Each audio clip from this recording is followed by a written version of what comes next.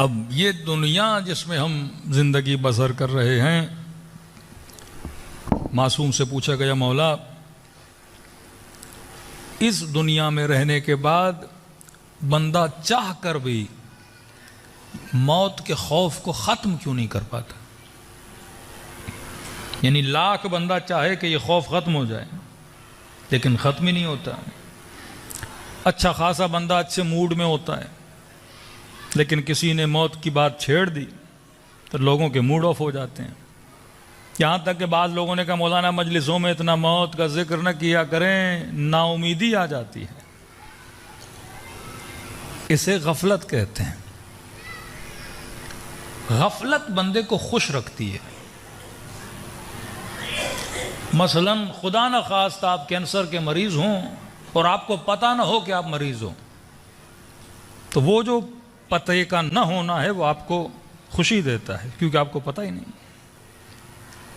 اور اچانک ڈاکٹر نے بتا دیا کہ جناب کینسر ڈکلیئرڈ ہے اور پتہ نہیں کب دنیا سے جاؤ گے، تو وہ ساری خوشیاں مٹی میں مل جاتی ہیں۔ لیکن اس غفلت کا کوئی فائدہ نہیں ہے، یہ جہالت ہے۔ اس خوشی کا کوئی فائدہ نہیں، مرنا تو انسان نے ویسے ہی ہے۔ اب پتہ ہو موت آئے گی تو بہتر ہے یا پتہ نہ ہو بہتر ہے۔ کسی نے کہا کہ مولانا ہم جب نئے نئے گاڑی چلا رہے تھے تو گاڑی چلانا آتی نہیں تھی، اچانک سامنے سے ایک ٹرک آ گیا، اب سمجھ نہیں آ رہی کہ بریک کیسے لگانا ہے، گاڑی کو کنٹرول کیسے کرنا ہے۔ کہ نئے نئے ڈرائیور تھے تو ہم نے کیا کیا، آنکھیں بند کر دی اور ہینڈل سے ہاتھ چھڑوا دیے۔ اب اس نے جو آنکھیں بند کی تو یہ تھوڑا مطمئن ہو گیا۔ مطمئن کس اعتبار سے ہوا کہ آنکھیں بند ہیں، ٹرک نظر نہیں آ رہا، تو اس کا مطلب یہ ہے کہ ایکسیڈنٹ نہیں ہوگا۔ ایکسیڈنٹ ویسے ہی ہونا ہے، آپ آنکھ بند کرو یا آنکھ کھلے رکھو۔ جس طرح کبوتر کا بلی شکار کرتی ہے تو کبوتر آنکھیں بند کر دیتا ہے اور یہ سمجھتا ہے کہ میں بلی کا شکار نہیں کروں گا، کیونکہ آنکھیں بند کرنے کے نتیجے میں اسے بلی نظر نہیں آتی۔ تو اگر زمانہ موت سے آنکھوں کو بند کر لے اور بند کرنے کے نتیجے میں یہ سوچے کہ موت آنی نہیں، یعنی موت نے تو ویسے ہی آنا ہے، عقل مندی یہ ہے کہ آنکھیں کھلی رہیں تاکہ خود موت کے استقبال میں جائے۔ فرق یہ ہوگا کہ موت بہتر آئے گی، بری نہیں آئے گی۔ انسان اس موت سے ڈرتا کیوں ہے؟ دو طرح کے خوف ہیں، ایک خوف مقدس ہے جو اچھا خوف ہے، اور ایک خوف جہالت ہے جو جہالت کی وجہ سے آتا ہے۔ جیسے بچہ دوائی سے ڈرتا ہے کیونکہ بچہ جاہل ہے، اسے نہیں پتا کہ دوا ہے تو کڑوی لیکن اس کا فائدہ کیا ہے۔ لیکن یہی بچہ جب جوان ہو جاتا ہے اور اسے پتا چلے کہ دوا تو کڑوی ہے لیکن مجھے طاقت دے گی، تو یہ کبھی اس دوا سے ڈرے گا نہیں۔ سوئی لگتی ہے تو بچپن میں ہر بچہ ڈرتا ہے، لاکھ سمجھاؤ کہ بیٹا اس کا کوئی نقصان نہیں ہے لیکن ڈرتا ہے کیونکہ وہ جاہل ہے، اور اس جہالت نے اس کے وجود میں کیا پیدا کیا ہے؟ خوف پیدا کیا ہے۔ جب بندہ حقیقت موت سے جاہل ہو تو اس کے وجود میں خوف پیدا ہوتا ہے۔ بالکل اسی طرح جب آپ گاڑی چلاؤ اور آپ کو روڈ کا پتہ نہ ہو، بالکل پہلی مرتبہ بندہ ایک روڈ پہ جا رہا ہے اور پتہ ہی نہیں کہ راستہ کہاں ختم ہو رہا ہے، راستے میں کھڈے کتنے، پریشانیاں کیا ہیں، تو بندہ، وہ ڈرائیور بھی جو ماہر ڈرائیور ہے لیکن اس روڈ پہ گاڑی چلاتے ہوئے کیا ہوگا؟ خوف زدہ ہو جائے گا کیونکہ جاہل ہے، اسے پتہ نہیں۔ لیکن جو ایک مرتبہ اس راستے سے جا چکا ہے، جسے علم ہے، جسے خبر ہے کہ یہ راستہ بہتر ہے، جسے یہ علم ہے کہ علی کے شیعوں کے لیے راستہ صاف ہے، وہ بندہ پھر موت سے کبھی ڈرتا نہیں ہے۔ امام حسن علیہ السلام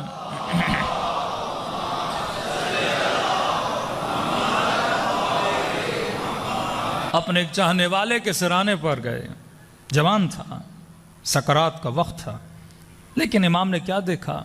پورا وجود اس کا کانپ رہا ہے اور کہہ رہا ہے حسن ابن علی مجھے موت سے خوف آ رہا ہے، حسن ابن علی مجھے موت سے۔ اب امام سرانے ہے لیکن بندہ موت سے ڈر رہا ہے کہ مولا اس موت سے بڑا خوف آ رہا ہے۔ اب امام کو پتا تھا اس کے اندر ایک جہالت ہے، جس جہالت کی وجہ سے یہ جوان موت سے خوف زدہ ہے۔ امام نے اسے سمجھانے کی کوشش کی۔ امام نے کہا یہ بتا، اگر تیرے بدن پر زخم ہو، تیرے بدن پر گندگی ہو اور ان زخموں نے تیرے وجود کو ایک تکلیف میں جکڑ دیا ہو، اور تجھے پتا چلے ایک حمام ہے، ایک بات ہے جہاں نہانے کے بعد یہ ساری تکلیفیں ختم ہو جائیں گی۔ جہاں نہانے کے بعد بدن کی گندگیاں اتر جائیں گی، جہاں نہانے کے بعد ان سارے زخموں میں شفا آ جائے گی۔ تو امام نے کہا اس بات میں نہانے سے ڈرو گے یا شوق و اشتیاق کے ساتھ جاؤ گے نہانے کے لیے؟ یہ بستر پہ لیٹا ہوا سکرات کا مریض کہنے لگا مولا شوق و اشتیاق سے جاؤں گا تاکہ وہ گندگیاں جلی جائیں، تاکہ وہ تکلیفیں ختم ہو جائیں۔ امام فرماتے موت مومن کے لیے وہی حمام ہے۔ جیسے وجود کو موت آتی ہے وہ ساری رنجشیں اور تکلیفیں کیا ہو جاتی ہیں؟ ختم ہو جاتی ہیں۔ کہ مولا اس خوف کو ختم کیسے کریں؟ کہ ایک تو اپنے وجود میں معرفت پیدا کرو کہ واقعاً یہاں کے جانے کے بعد کی زندگی ایک کامل زندگی ہے۔ کچھ خوف ہیں جو تکرار عمل کی وجہ سے دور ہو جاتے ہیں۔ مثلاً بندہ سائیکل چلانے سے ڈرتا ہے، 4-5 بار چلائے گا سیکھ جائے گا، خوف ختم ہو جائے گا۔ لوگ پانی سے ڈرتے ہیں، پانی میں کودیں گے تیریں گے، خوف ختم ہو جائے گا۔ اور کچھ خوف ہیں جہالت کی وجہ سے، جہالت دور ہو گئی بندے کا خوف بھی کیا ہو گیا؟ دور ہو گیا۔ یہ سارے نیچرل ہیں، لیکن ایک خوف خوف مقدس ہے، جو خوف اولیاء اللہ میں ہے، جو خوف اللہ کے صالح بندوں میں ہے، جو خوف اللہ کی ذات سے ہے۔ اسے کہتے ہیں خوف مقدس، جو اللہ کی ابوہت کی وجہ سے، جو اللہ کے ذکر کی وجہ سے۔ آیت اللہ گل پائگانی کے بیٹے آیت جمال گل پائگانی، ان کے والد نے وصیت کی، فرمایا میرے بیٹے امیر المؤمنین اپنے جوان سال بیٹے کو وصیت کر رہے ہیں۔ کچھ کہتے ہیں مولانا جوانی میں موت کا ذکر کیسا ہے؟ لیکن امیر المومنین کا خطبہ پڑھیے نہج البلاغہ میں، اپنے جوان بیٹے امام حسن کو وصیت کر رہے ہیں کہ فرمایا حسن کثرت سے یاد موت کیا کرنا، کیونکہ یاد موت ہے جو انسان کو نیک بناتی ہے، یاد موت ہے جو انسان کو بدکاریوں سے بچاتی ہے، یاد موت ہے جو انسان کو بد اخلاقیوں سے بچاتی ہے، ذکر الموت ہے جو انسان کو قبر کی یاد دلاتا ہے۔ تو کہا کہ بیٹے موت کو یاد کرنا۔ اب یاد کرنے کے اسباب ہیں، فرمایا پہلا سبب میرے لال شب جمعہ قبرستان ضرور جایا کرو۔ لیکن کیسے قبرستانوں میں آج کل دنیا میں جیسے قبرستان بن رہے ویسے نہیں، جیسے کرسچن بناتے ہیں، آپ ویسٹرن کنٹریز میں چلے جاتے ہیں تو قبرستان کم پارک زیادہ لگتا ہے، افراط اور تفریط۔ اور ہمارے قبرستانوں میں تو پھر نہ قبرستان کی شکل ہے نہ پارک کی شکل ہے۔ قبرستان کا مطلب جہاں جا کر بندے کو یاد موت آئے۔ آج کل لوگ قبرستانوں کو پارک بنا رہے ہیں، مطلب موت کی یاد نہیں آتی انسان کو، ہریالی اور دوسری چیزوں میں کھو جاتا ہے۔ کا ذکر الموت، اور موت کو یاد کرنے کا سبب یہ ہے کہ کم از کم شب جمعہ قبرستان جایا کرو، اور جا کر اس قبرستان میں غور و فکر کیا کرو۔ کہتے آغا جمال گل پائگانی جب نجف گئے تو ہر شب جمعہ وادی السلام جاتے تھے، پہلے جا کر ان قبروں پہ کھڑے ہو جاتے تھے، کافی دیر تک غور و فکر کرتے تھے، پھر کہتے ایک ایسی جگہ پہ جاتے تھے جہاں قبر نہیں تھی، خالی جگہ تھی، اس پہ بیٹھ جاتے تھے اور لمبی دیر تک وہاں پہ بیٹھ کے کچھ پڑھتے رہتے تھے، کبھی روتے تھے، کبھی یاد خدا کرتے تھے۔ کہتے ہمیں سمجھ نہیں آئی کہ قبروں پہ بیٹھنا تو سمجھ آتا ہے کسی کے لیے فاتحہ پڑھے، لیکن ایک خالی جگہ پہ کیوں بیٹھتے ہیں، اور اسی جگہ پہ بیٹھ کے کبھی قرآن پڑھتے رہتے۔ کہتے یہ تو ہمیں بعد میں پتہ چلا جب دنیا سے چلے گئے اسی جگہ پہ ان کو دفن کر دیا گیا تھا۔ اور آغا قاضی کے شاگرد بتاتے ہیں کہ اپنی زندگی میں آغا جمال نے یہ بتایا تھا کہ جب میں زیادہ غور و فکر کرتا ہوں تو اللہ بعض ارواح کو میری آنکھوں سے پردہ اٹھاتا ہے اور ان کے وجود کو مجھے دکھاتا ہے، کہ فرماتے ان ارواح میں سے میں نے کئی لوگوں کو پہچانا، اور کہتے ہیں وہ دنیا کے وہ مستکبر لوگ تھے کہ جب میں نے دیکھا ان کے وجود سے بدبو آ رہی تھی، ان کے وجود سے مجھے گھن آ رہی تھی، دل ہی نہیں کر رہا تھا کہ یہ میرے قریب آئیں، اتنا تعفن ان کے وجود میں تھا۔ اور میں نے ان کے چہروں کو پہچانا کہ یہ کون لوگ تھے اور ان کے وجود کی بدبو کی وجہ کیا تھی، کہ یہ وہ تھے جو دنیا میں اللہ کا ذکر سنتے تھے، امر بالمعروف سنتے تھے، خوف آخرت کی باتیں سنتے تھے پر توجہ نہیں دیتے تھے، جہاں پر بھی موت کی بات ہے اس محفل کو چھوڑ دیتے تھے. ارے ہمیں نہ سناؤ ہم نے کب مرنا ہے، ہمیں نہ سناؤ ہم نے دنیا سے نہیں جانا. اور فرمایا ان کے وجود سے خدا خوشبو دیتا ہے جو اللہ کی باتوں کو سنتے ہیں اور یاد موت میں مشغول رہتے ہیں. دوسرا فرمان اہل بیت کا، ایک تو قبرستان جایا کرو، دوسرا فرمایا کہ موت کو یاد کرنے کے لیے مومن اپنے گھر میں کم از کم کفن ضرور مہیا کرے. ہمارے ہاں بڈھے حضرات کفن لیتے ہیں، جوان نے تو کہا مجھے کفن کی ضرورت ہی نہیں ہے، پھر وہی غفلت، پھر وہی گمان کہ میں نے کبھی موت نہیں دیکھنی. پر میں کفن لے کر رکھا کرو. کفن لینے کا مطلب یہ ہے انضام تو منکم اولیاء اللہ، موت کی تمنا کرو. اگر تجھے یاد موت ہے تو یاد موت کے لیے سفر کی تیاری کیوں نہیں ہے؟ بندے نے اگر گاڑی لی ہے تو ڈرائیونگ لائسنس رکھے گا، اگر سفر کے لیے جانا ہے تو گاڑی میں پیٹرول بھروائے گا. ایک بندہ کہے میں نے سفر پہ بھی جانا ہے، نہ ڈرائیونگ لائسنس ہو نہ پیٹرول کا بندوبست کرے تو دنیا کہے گی اس نے تو جانا ہی نہیں ہے. اگر میں نے موت کی تیاری کر رکھی ہے، کیا اپنی حلال کی کمائی سے میں نے کفن کا بندوبست کیا ہے کہ نہیں؟ تیسری چیز فرمایا وصیت ضرور کیا کر. وصیت بھی یاد موت کا نام ہے.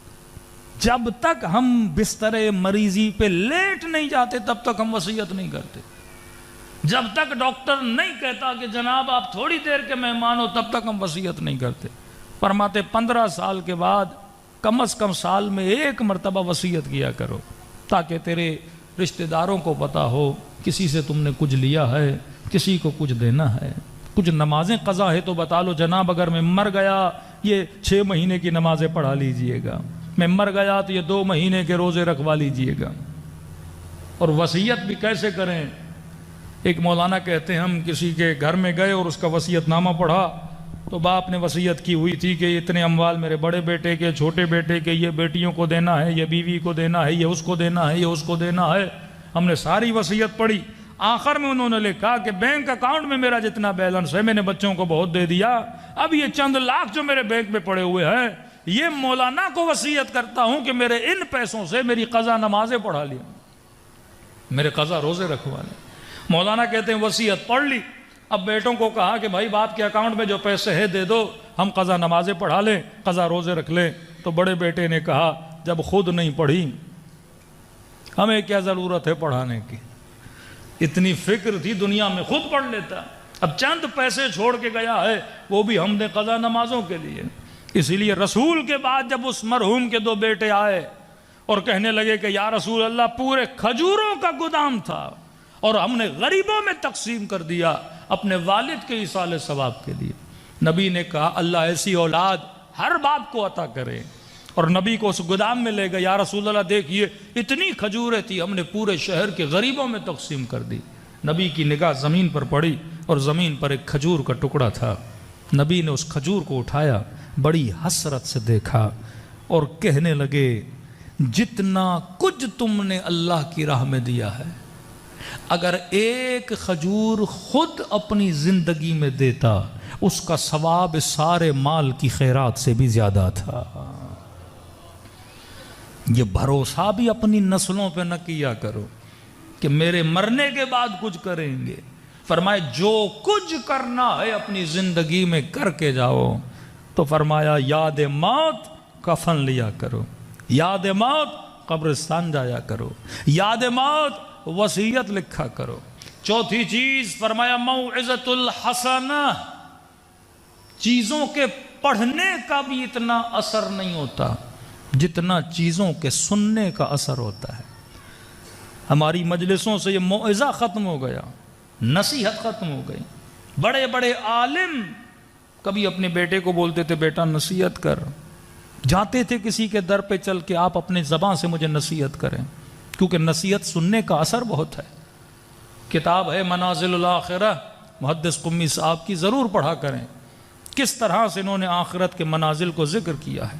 فرمایا لمحہ بلمحہ زندگی میں اگر یاد موت رہے گی تو انسان گناہوں سے بچ جاتا ہے، انسان کو قرب پروردگار عالم نصیب ہوتا ہے. صلوات پڑھے محمد و آل محمد.